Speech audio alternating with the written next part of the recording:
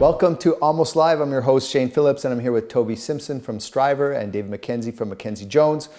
Guys, we're talking about how do you follow up with a client after you've interviewed, how do you get feedback, how do you push that process forward if you're just getting radio silence.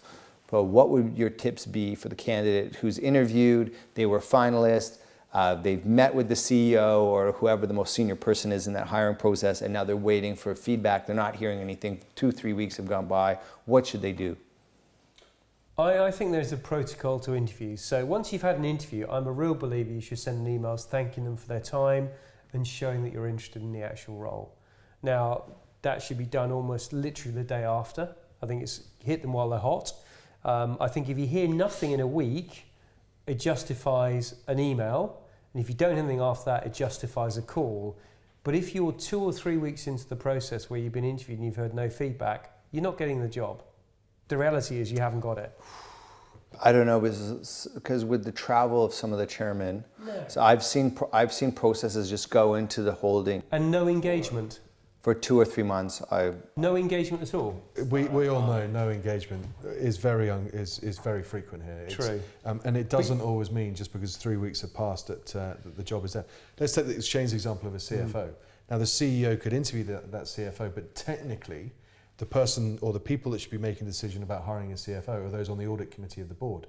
So these sort of things should be escalated to board level before that position is appointed for governance reasons. So there are very good reasons why these sort of processes do take longer than people would like. There is nothing worse than sitting at home and waiting, worrying and every night coming up with a different conclusion. Do you think? I mean, I'm talking from when I deal with a client and I'm putting a candidate forward. If a client hasn't come back to me in 3 weeks, pretty much that job is dead if there's no contact from the client. Yeah, I don't think any of us would leave our clients alone for 3 weeks. Exactly. Without, so perhaps the lesson is to, as you say, to candidates, they shouldn't leave the... No, and they shouldn't leave us alone. CEO position, I think it's... No, we're not. I'm sorry, I'm not talking about a CEO. I'm talking about what most of your listeners probably will be mid to senior end of the marketplace. I think there's a point where you start stalking people, it becomes a problem, and you turn off the client to you as a candidate because you are chasing them too hard.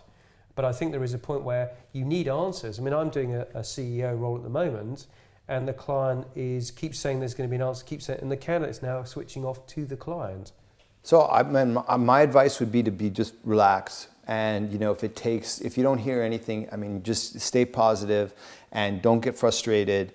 I agree. After you interview, I would go as old school traditionalist. Write a written note. With a quill and a pigeon? With a quill and the squire maybe delivering it. An old parchment. Yeah, actually mail something is very, very nice thing to do.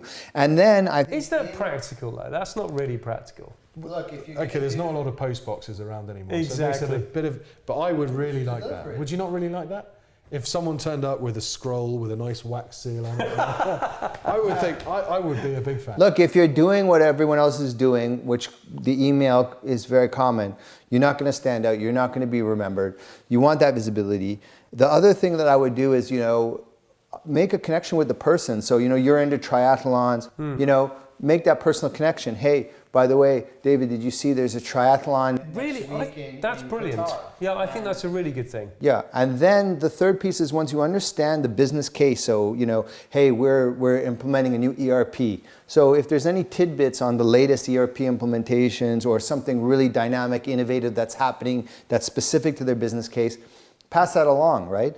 And of course, if you're a candidate dealing with a search consultant and you say, hey, here's a lead, by the way, did you hear this CEO just left or this, so what's really gonna start to build a human relationship and move away from just being that transaction, did I get the job, did I not get the job? This is, I think, where you can really manage it correctly. And if it takes 3 months or 4 months, just let it simmer.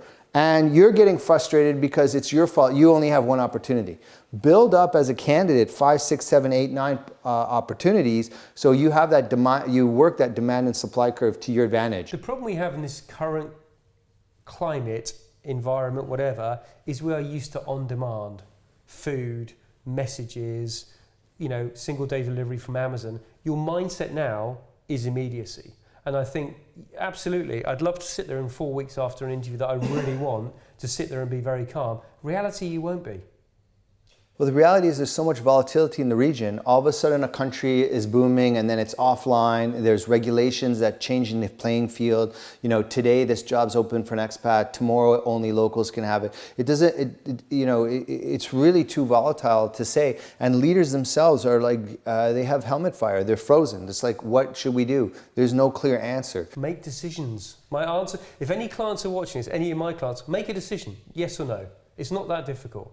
The problem is, I think you're right, leaders are almost being, they're procrastinating so much by their indecision that their company is doing nothing. Which is often worse than making the wrong decision. Absolutely. It's, you know, in many ways, when we hire recruiters, are we hiring the best people? In our mind, we think we are. If they're the wrong people, then they're the wrong people, but at least you've made a decision on it. Businesses move ahead by making mistakes and being successful, but they go hand in hand. So there you have it, almost live, talking about how can you follow up if you've been in an interview process and you haven't heard back, what are some of the things you can do? And we're here with David McKenzie, Toby Simpson, Shane Phillips. Thanks for watching.